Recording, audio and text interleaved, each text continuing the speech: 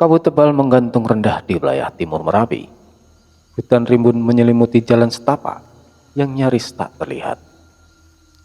Akar-akar tua menjulur di tanah, seperti urat nadi dari sesuatu yang sedang tidur atau menunggu.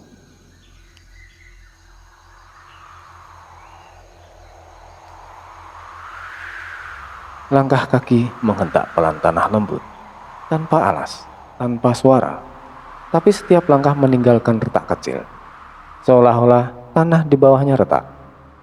Seseorang berjalan perlahan, tubuhnya tegap, rambutnya setengah terurai, matanya terpejam, tapi langkahnya tak ragu, seolah ia membaca arah dari suara batu dan desir angin. 3 bayangan samar mengikuti, seperti sisa-sisa roh yang belum menemukan bentuk, melayang di belakangnya. Sosok misterius bergumam lirih. Mereka datang, tapi belumlah cukup. Ia berhenti sejenak, memandang ke arah Merapi yang nyaris tak terlihat dari balik kabut. Senyum kecil tapi tidak jelas artinya muncul di wajahnya.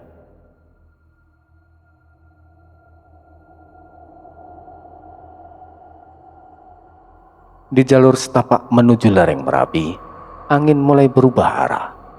Kabut bergulung-gulung meski matahari masih menggantung di atas hutan. Jalanan terasa sunyi, tapi bukan sunyi yang menenangkan, melainkan seperti sedang diawasi. Ratna Dewi berjalan di depan, matanya awas melihat sekeliling. Kakinya mantap melangkah di antara akar-akar pohon yang licin oleh lumut. Bayu Sagara menyusul di belakang. Mulutnya bergerak hampir tanpa jeda. Kamu yakin kita harus lewat jalur ini? Soalnya makin kesini makin sedikit suara burung. Dan biasanya kalau nggak ada burung itu berarti tempatnya angker. Atau tempatnya sedang dilindungi sesuatu. Ratna tanpa menoleh. Hening untuk beberapa waktu. Sebentar. Kamu tahu kan, aku nggak takut Ratna. Tapi boleh dong aku gemetar dikit? Tiba-tiba Ratna berhenti. Tangannya terangkat ringan. Ia menatap tajam ke antara pepohonan di sisi kiri jalan. Mereka sudah keluar. Dari balik pohon-pohon besar, 3 sosok berjubah kelabu muncul nyaris tanpa suara. Wajah mereka tertutup tudung. Tidak ada langkah, tidak ada gerakan mencolok. Hanya muncul, seperti asap yang tiba-tiba punya bentuk. Bayu langsung bersiaga. 3 lawan 2, rasanya adil nih. Tapi kalau aku bisa bikin kembaran. Salah satu dari 3 sosok itu melangkah maju. Tidak terburu-buru, tapi juga bukan dengan sikap mengancam. Sosok misterius itu berkata, Ratna Dewi, Bayu Sagara, langkah kalian sudah terpantau sejak kalian meninggalkan garis batas pantai.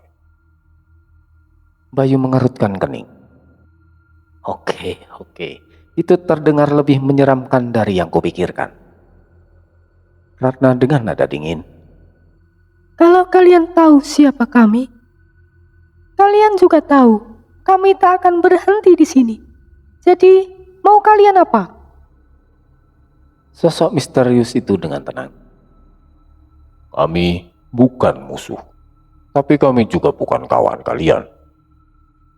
Kami penjaga jalur, pengawas batas. Batas? Batas apa? Batas antara waras sama pedot kah? Batas antara kehendak dan kekacauan. Kalau kalian hanya mau memperingatkan, lebih baik beritahu langsung apa yang menunggu kami di Merapi. Ada kekuatan lain menuju ke sana, tapi bukan hanya kalian yang mencarinya. Dan kalian, apa kalian akan ikut campur? Kami hanya mengamati. Bayu terdiam sejenak, menatap Ratna, kemudian menatap mereka. Kalian ini makhluk, manusia, roh, atau cuma pikiran buruk yang nyasar ke hutan sih? Sosok misterius itu menoleh, tidak menjawab. Tapi senyum kecil muncul di balik tudungnya. Nyaris tak terlihat, tapi terasa seperti tawa yang ditahan. Kalau kalian hanya mengamati, maka mundurlah. Kami akan terus. Sosok misterius itu memberikan anggukan ringan. Mereka bertiga perlahan memudar ke balik kabut. Seperti kabut itu bagian dari mereka sendiri. Bayu menunggu sampai udara kembali terasa ringan. Oke, sekarang aku yakin satu hal. Semakin kita dekat ke Merapi, kayaknya makin banyak orang aneh. Dan makin sedikit yang bisa kita percaya, Bayu. Mereka melanjutkan langkah. Di belakang mereka, kabut menutup kembali. Dan suara-suara hutan kembali lenyap.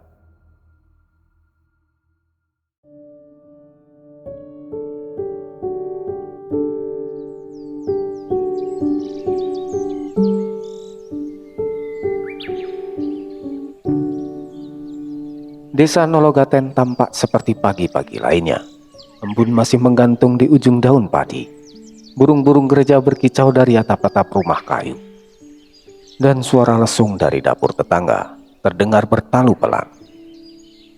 Tapi bagi Aris, pagi ini tidak biasa. Ia duduk di ambang pintu rumah Mbak Sabar. Gelas kopi hangat masih penuh di tangannya. Uapnya naik pelan, tapi tak disentuh. Tatapan Haris jauh, bukan ke sawah, bukan juga ke langit, tapi ke sesuatu yang tidak terlihat, ke dalam bayangan mimpi buruknya. Ia mendesah pelan, lalu menoleh ke dalam. Bah Sabar dari dapur, suaranya terdengar tenang. Opo le? Udah diminum kopinya. Nanti keburu dingin. Anggih Mbah, bentar lagi. Oh ya, semalam aku mimpi aneh Mbah. Tapi rasanya bukan mimpi. Aku mendengar langkah yang berat. Suaranya kayak batu diseret di tanah yang panas.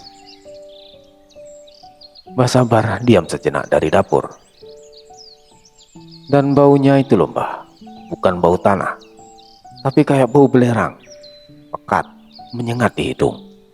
Aku ngerasa seperti benar-benar ada di sana. Mbah Sabar keluar dari dapur sambil membawa teko tanah liat yang masih mengepul. Ia mengenakan sarung batik yang dililit rapi dan kaos lengan panjang warna kusam. Wajahnya tenang, tapi matanya menyimpan sesuatu, sebuah pengetahuan yang dalam.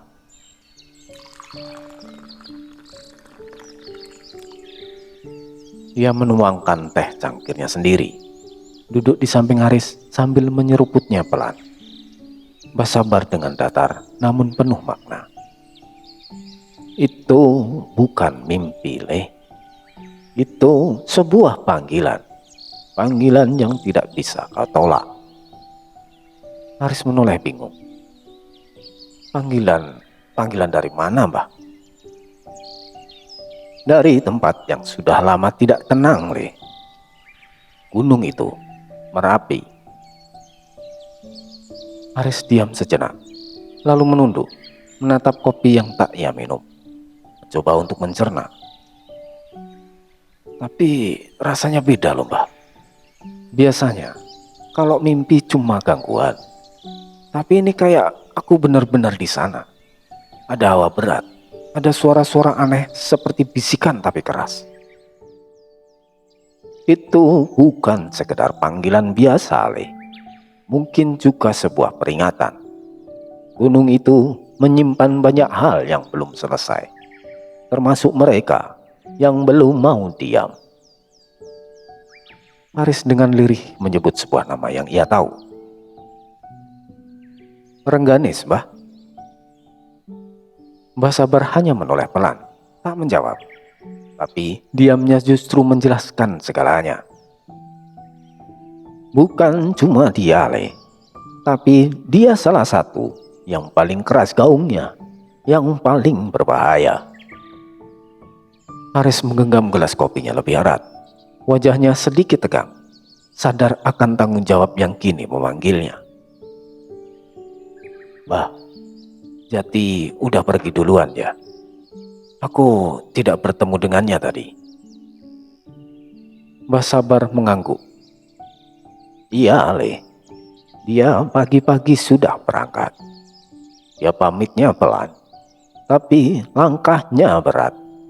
Seperti orang yang tahu dia mungkin tidak akan kembali dengan utuh. Dia pergi untuk menyelesaikan urusannya, Le. Haris terdiam, lalu bertanya. Oh ya Mbah, katanya kemarin gak jadi ikut ke Merapi. Kenapa Mbah gak ikut? Keberadaan Mbah nanti akan banyak membantu loh. Mbah Sabar tersenyum kecil bijaksana. Karena yang harus berhadapan dengan semua ini bukan Mbah lagi, Le. Ini waktunya kalian, para penjaga baru, generasi yang harus melangkah lebih maju. Angin pagi bertiup lembut, membawa bau asap kayu dari dapur. Tapi bagi Haris yang ia cium masih bau belerang, bau dari Merapi. Ia tahu, setelah ini tidak ada lagi waktu untuk diam.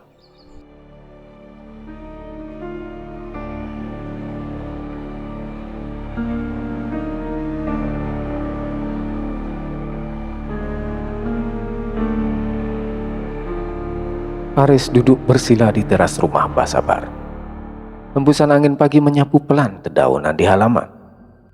Tapi pikirannya jauh lebih berisik daripada angin itu sendiri. Matanya terpejam, napasnya perlahan diselaraskan. Di dalam dirinya ia memanggil kekuatan yang diajarkan Mbah Sabar padanya. Ajian Liung Sabar. Haris bergumam dalam hati. Tunjukkan aku jejaknya. Di mana Jati sekarang? Aura tubuhnya mulai memanas. Denyut aliran energi mengalir dari telapak tangan, menyebar ke dada, lalu naik ke kepala. Tapi saat Haris mencoba menyentuh jalur spiritual Jati, kosong. Tak ada gema, tak ada bayangan, hanya hening, seperti mencoba menyentuh air yang tak ada dalam wadah. Haris membuka matanya, nafasnya sedikit berat.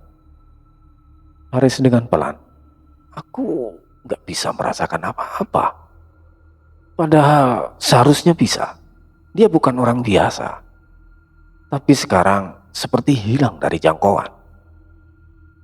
Dari balik pintu, Mbah Sabar muncul sambil membawa segelas air putih dan segenggam daun kering.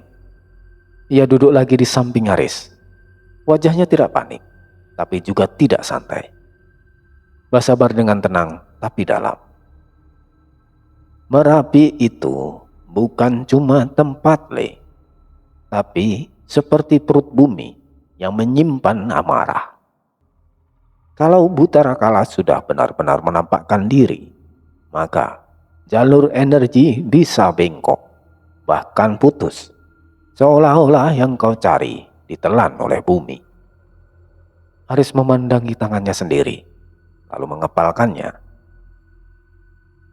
Berarti sekarang waktunya aku untuk menyusul, Mbah. Kamu yakin, Le? Aku gak bisa duduk diam di sini terlalu lama, Mbah, dan menunggu sesuatu terjadi duluan. Aku tidak mengkhawatirkan Jati. Aku yakin dia tak butuh bantuanku. Tapi ini bukan tentang soal keluarga lagi, Mbah. Kalau Rengganis benar-benar tenggelam dalam sisi gelap itu, maka bukan cuma Merapi yang bergetar, tapi batas antara roh dan manusia juga bisa ikut bergetar. Mbah Sabar menatap cucunya lama. Sejenak, wajahnya tampak sedih, tapi lebih karena bangga, bukan takut. Kalau begitu, pergilah, Le. Tapi Mbah tetap di sini ya. Mbah masih perlu jaga desa ini. Siapa tahu jalur pulang nanti tak lewat Merapi. Aris berdiri perlahan. Ia menunduk hormat, lalu masuk ke dalam untuk bersiap.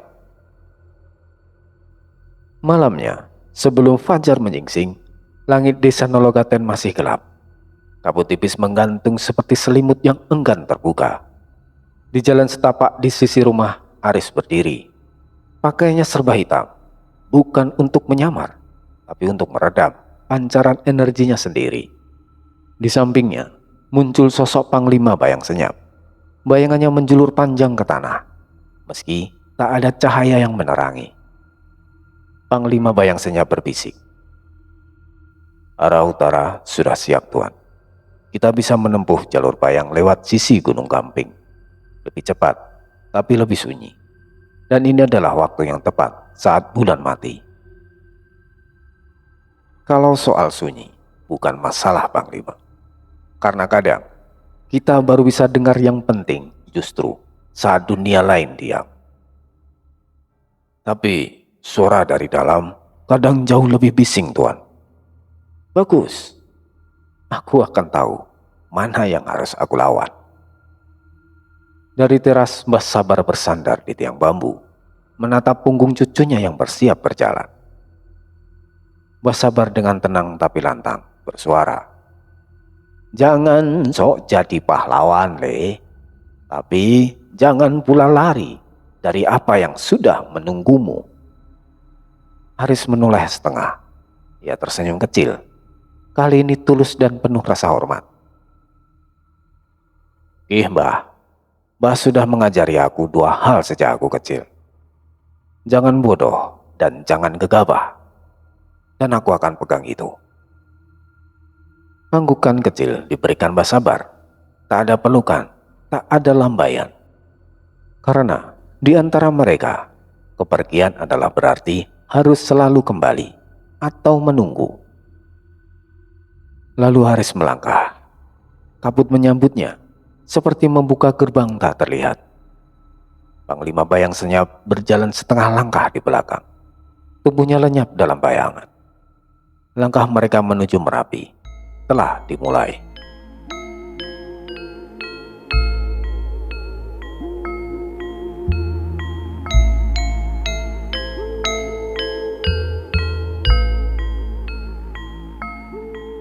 Kabut turun perlahan di lereng Gunung Gamping Selatan, Merapi. Pepohonan pinus berdiri kaku seperti penjaga bisu. Udara di sekitar bukan hanya dingin, tapi terasa berat, seperti menyimpan nafas yang tertahan. Langkah kaki Aris terhenti di sebuah celah hutan yang gelap dan lembab. Kaki sepatu botnya menyentuh tanah lembab bercampur abu. Di tempat itu, waktu seperti melambat.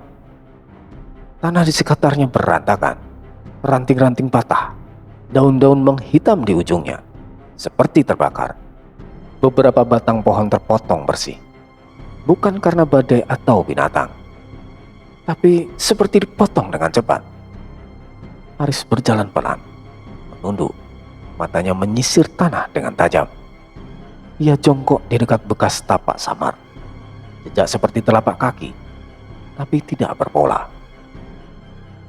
Aris berbicara pelan. Ini bukan langkah jati. Tak jauh darinya, terlihat bekas lingkaran ritual tertoreh di tanah. Garis arang membentuk simbol. Sebagian sudah hancur, sebagian lainnya masih mengalirkan hawa dingin.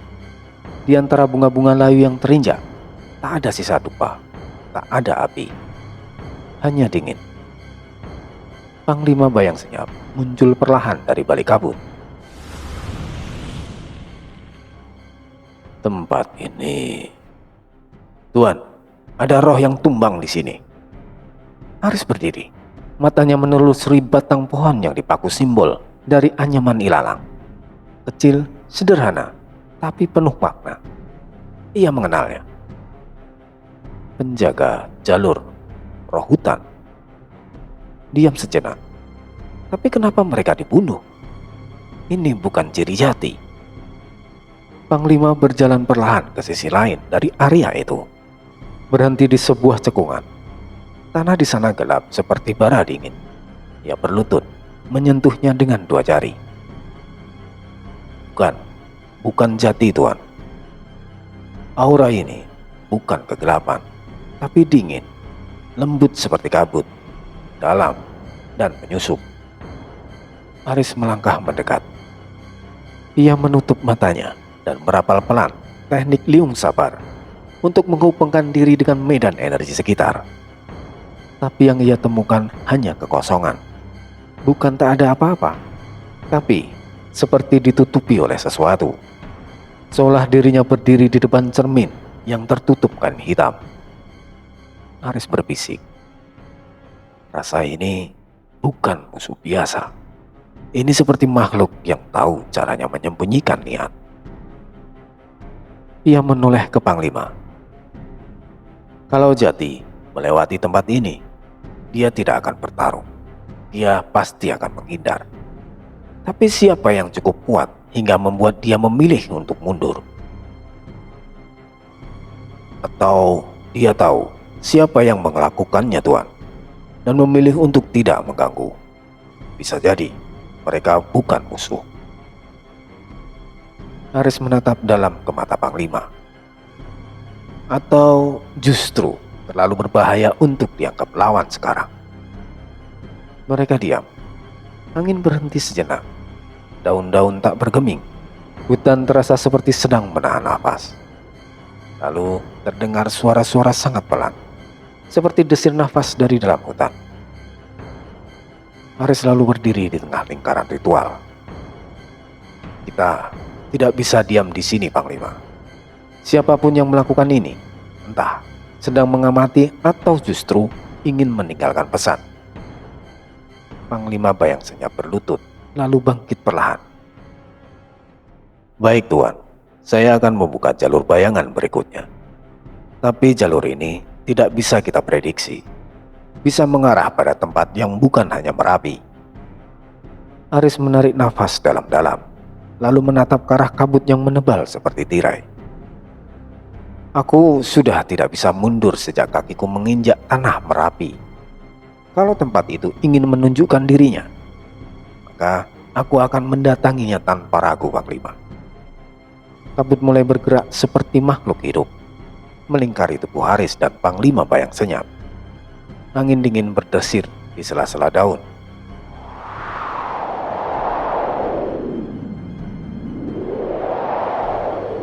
Dan seketika, hutan kembali sunyi. Namun dari balik pohon pinus, ada satu helai daun kering yang melayang dan mendarat di atas bekas simbol ritual.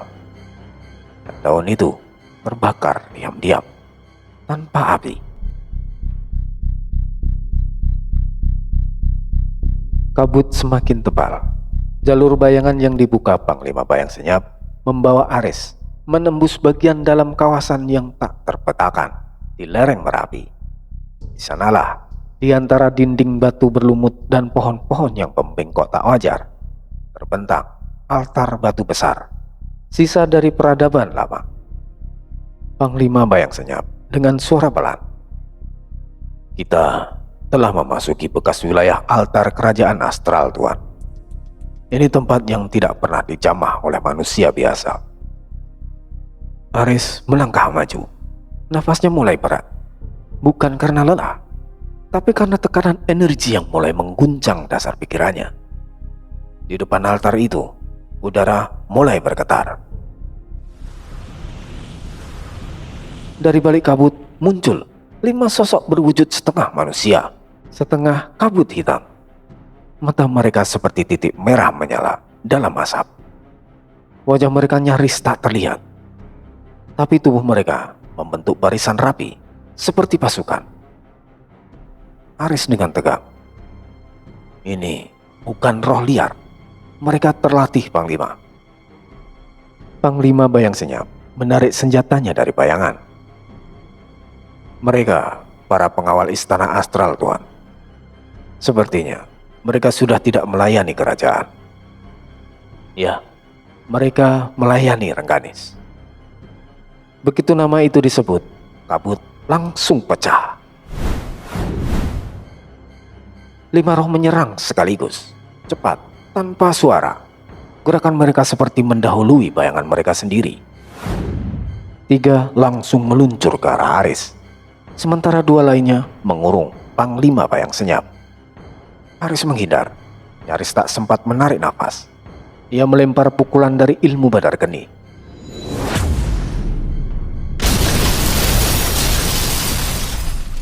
Sebuah ledakan api kecil meletup dari telapak tangannya, tapi tidak stabil. Api itu sempat meleset, menghantam pohon, dan membakar daun kering dengan suara mendesis. Haris mendesah. Masih belum stabil, tak bisa sembarangan. Salah satu roh menyusup dari bawah tanah, menerobos dari balik bayangan, dan nyaris mencengkram kaki Haris. Ia melompat mundur. Lalu Haris menaikkan sedikit energi Badar Geninya. Seketika, aura merah membungkus tangan kanannya. Haris menghantam roh yang mendekat dengan pukulan Badar Geni. Tanpa sempat berteriak, tubuh roh itu langsung terbakar dan menguap. Sementara itu, Panglima Bayang Senyap terdesak. 2 roh mengitari dengan serangan cepat. Bayangan mereka berubah-ubah bentuk, seperti asap yang berubah menjadi senjata. Sebilah tombak mengarah ke perut Panglima. Ia terdorong ke belakang, bertumpu pada satu lutut. Perutnya tergores. Panglima dengan suara parau, "Mereka terlalu terkonsentrasi, Tuan. Mereka tidak memakai kekuatannya sendiri." Haris berteriak, "Mereka dikendalikan, Panglima." Roh ketiga melompat ke arah Haris, tapi kali ini Haris sudah siap. Ia menekuk lutut, menempelkan satu telapak di tanah, dan melepaskan ledakan kecil dari energi Badar Geni. Tidak besar, tapi cukup presisi. Seketika, tanah di sekeliling altar bergetar. Tubuh roh itu buyar dalam satu letupan ringan. Haris berdiri dengan nafas berat. "Kalau kalian punya kehendak sendiri, pergilah. Tapi kalau kalian cuma dikendalikan, maaf." Sisa 3 roh mundur pelan. Kabut mereka menipis.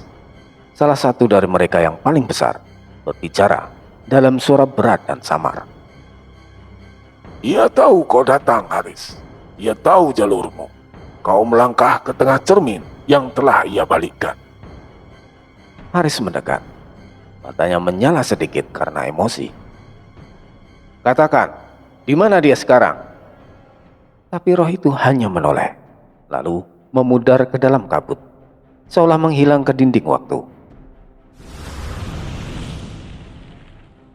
Panglima Bayang Senyap berdiri tertatih. Lukanya belum pulih benar. "Tuhan, kita tak bisa lewat jalur ini lagi." Mereka mundur, tapi bukan karena kalah, seperti memberi ruang. Dia ingin aku datang. Dia ingin kita datang. Tapi bukan sebagai penantang, tapi sebagai pion. Kabut belum menghilang, tapi altar tua itu mulai retak di bagian tengah. Seberkas cahaya merah samar mulai menyembur dari bawah tanah. Haris menunduk. "Apa yang kusembunyikan di sini, Rengganis?" Lalu terdengar suara kecil. Suara seperti seseorang membisikkan sesuatu dari balik kawah Merapi. Terlalu jauh untuk didengar jelas, namun juga terlalu dekat jika untuk diabaikan.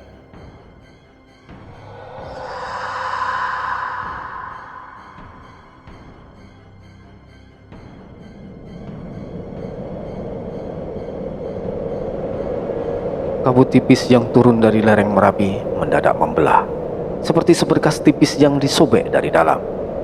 Suara mendesis terdengar dari segala arah, disusul angin berat yang membawa bau belerang dan debu.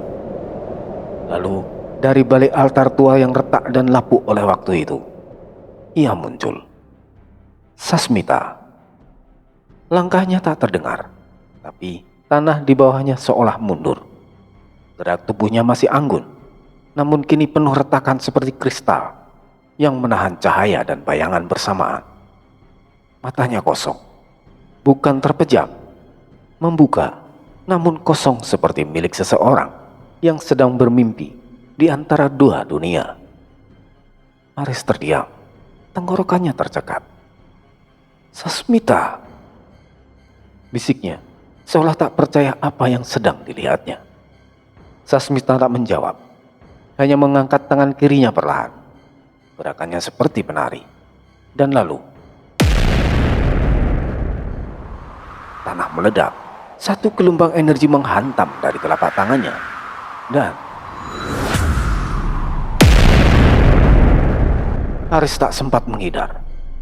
Tubuh Haris terpental, membentur batang pohon pinus tua. Panglima Bayang Senyap ikut terhempas. Jubahnya sobek oleh dentuman tak terlihat. "Tuan!" Serunya keras sebelum terbatuk darah yang mengalir dari sisi bibirnya. Haris berusaha bangkit. Satu lutut menyentuh tanah. Darah menetes dari sudut mulutnya. Nafasnya berat, tapi tatapannya tetap menatap perempuan itu. Sasmita melayang sedikit di udara. Rambutnya terurai, seperti ditarik oleh gravitasi lain. Cahaya putih keperakan dan hitam berputar-putar di sekitar tubuhnya, menciptakan efek seperti pusaran ilusi. "Sasmita, hentikan! Kau dengar aku?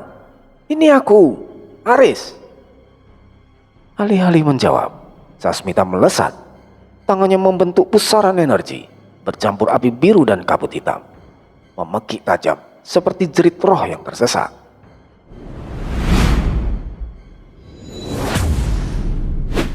Haris melompat menghindar, menjejak tanah 2 kali, lalu mengaktifkan liung sabar. Cahaya jingga temaram menyelimuti tubuhnya. Dia membentuk perisai energi di lengan kirinya. Mantra dan nafas terkunci dalam konsentrasi penuh. 2 pukulan keras menghantam perisai itu. Retakan muncul, perisai nyaris runtuh. Haris terdorong mundur. "Ini bukan dia," gumam Haris masih terengah. Dari balik kabut, Panglima Bayang Senyap muncul lagi. Tubuhnya limbung, tapi masih tegak. Ia melempar belati bayangan, tajam dan membelah udara. Sasmita menoleh dan cepat menghindar ke samping. Lalu dengan cepat, Sasmita membalikkan serangan. Tangannya menciptakan garis cahaya, tipis seperti benang, namun tajam mematikan. Cahaya itu menembus pundak sang panglima. Ia jatuh terduduk. Tubuhnya berubah jadi setengah kabur.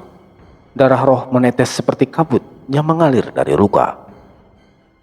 "Dia bukan lagi Sasmita yang Tuan kenal." Suaranya nyaris pudar. Haris menggertakkan gigi. Ia menjejak keras. "Kalau begitu, maafkan aku kalau membalas." Seketika, tangannya membara. Ia memanggil kekuatan Badar Geni, versi sempurna yang dulu hanya bisa ia kendalikan setengah. Nyala api biru melingkupi tubuhnya. Sambaran kilat kecil menari-nari di sekelilingnya. Udara mendadak terasa berat. "Kalau aku harus melawanmu untuk menyelamatkanmu, maka aku akan melawan. Walau rasa sakit hatiku masih ada." Dia menghentakkan tangannya ke tanah.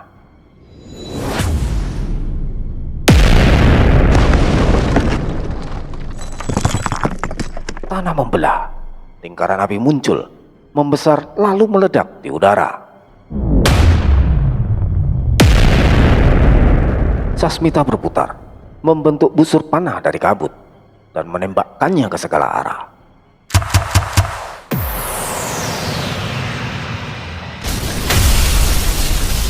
Panah kabut menghantam tanah dan pohon. Ledakan terjadi di segala arah. Tanah Merapi seakan menolak keberadaan mereka semua.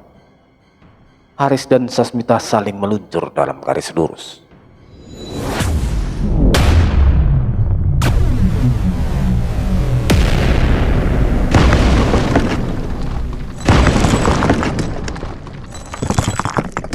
tinju mereka bertemu di altar.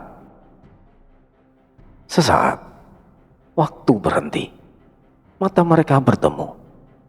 Aris melihat mata kosong itu bergetar. "Apa kau masih bisa dengar aku?"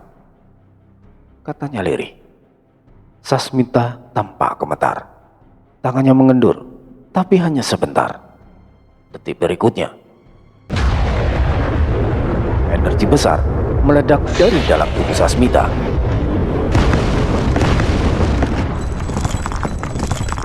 Batu-batu di sekitar mereka berhamburan, pohon tumbang, altar berguncang. Aris dan Panglima kembali terpental terseret debu dan api. Sasmita melayang kembali ke altar. Kabut turun seperti tirai penutup panggung.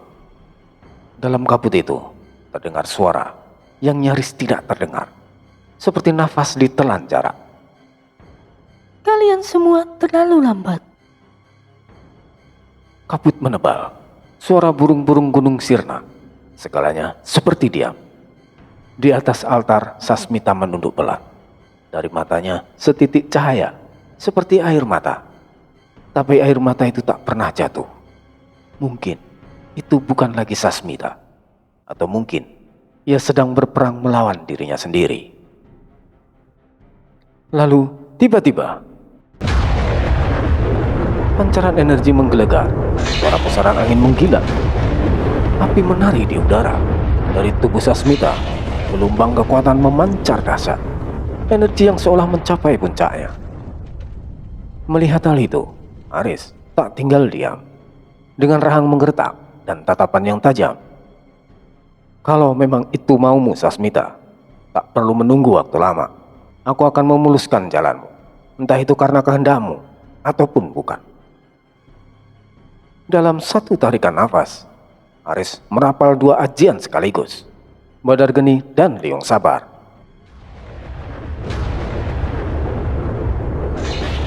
Tanah Merapi berguncang hebat seketika. Dua titik cahaya kini berdiri tegak di tengah kabut yang menggila. Mereka, Aris dan Sasmita. Tubuh Aris menyala dalam aura biru keunguan, pancaran dari kekuatan gabungan ajian sakti yang aktif. Sedang tubuh Sasmita memendar seperti bulan yang retak. Cahaya dan bayangan berputar, saling menelan satu sama lain. Dengan suara serak namun penuh keteguhan, Aris berteriak, "Kalian yang di belakang, aku tak akan mundur, apapun yang terjadi." Angin berderu kencang seolah menyambut tantangan Aris. Sementara Sasmita tetap diam. Mata hitamnya kini nyaris seluruhnya diselimuti warna merah. Energi keduanya melonjak bersamaan.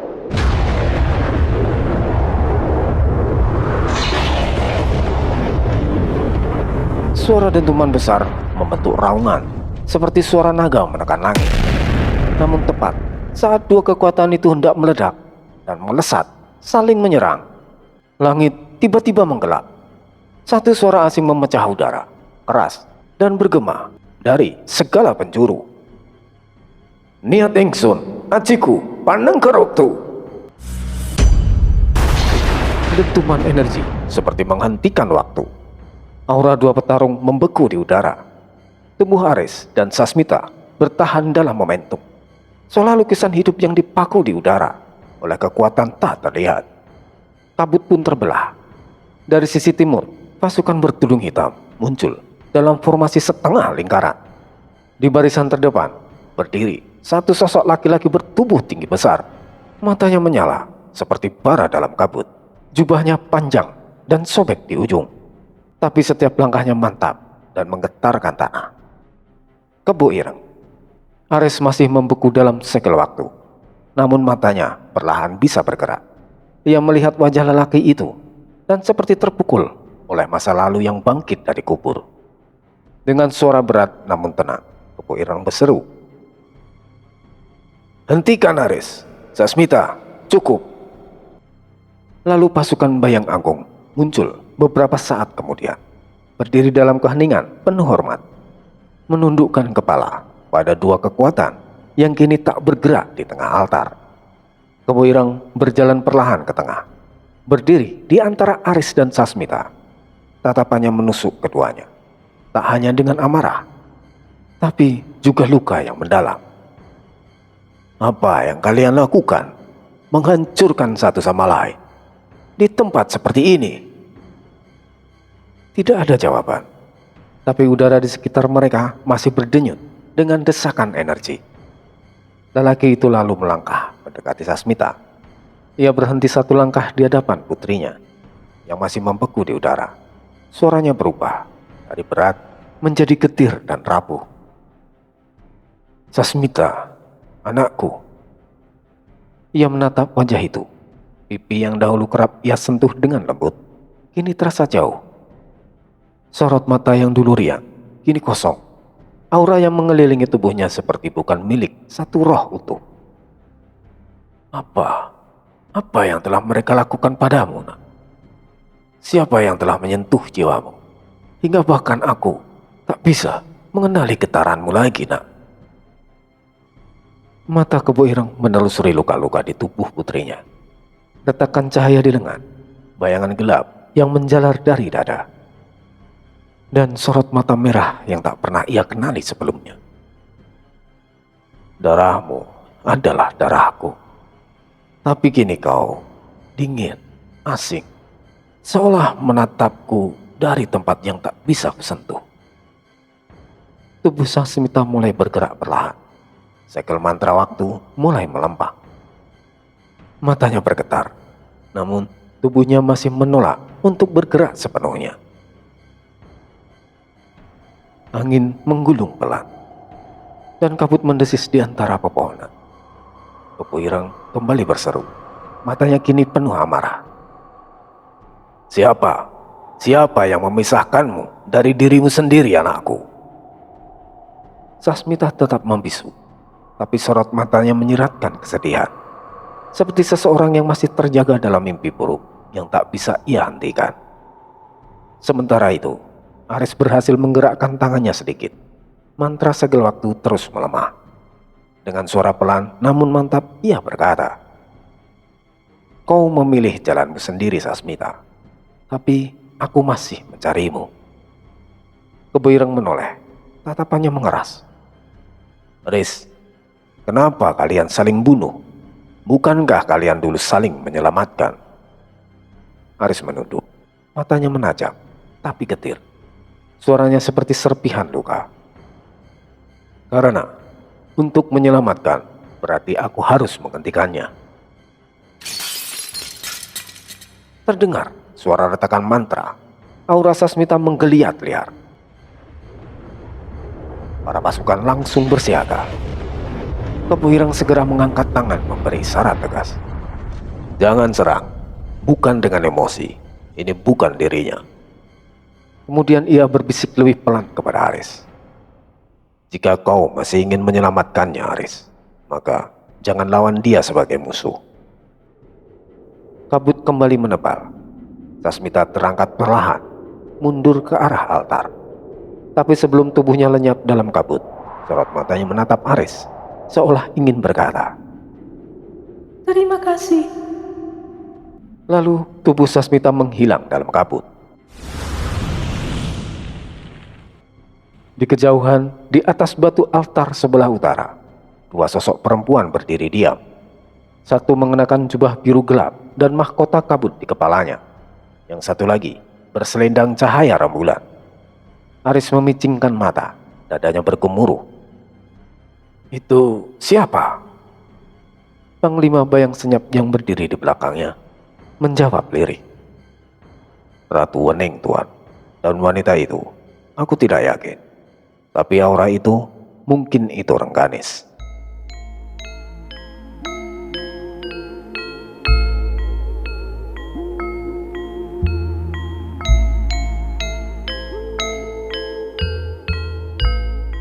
Kedua sosok itu berdiri diam, lalu perlahan hilang. Namun sebelum lenyap sepenuhnya, tatapan wanita berselendang cahaya sempat tertangkap mata Aris. Tatapan yang samar, tapi menyeratkan sesuatu. Senyum tipis, mata penuh rahasia, seolah ia sedang mempermainkan takdir.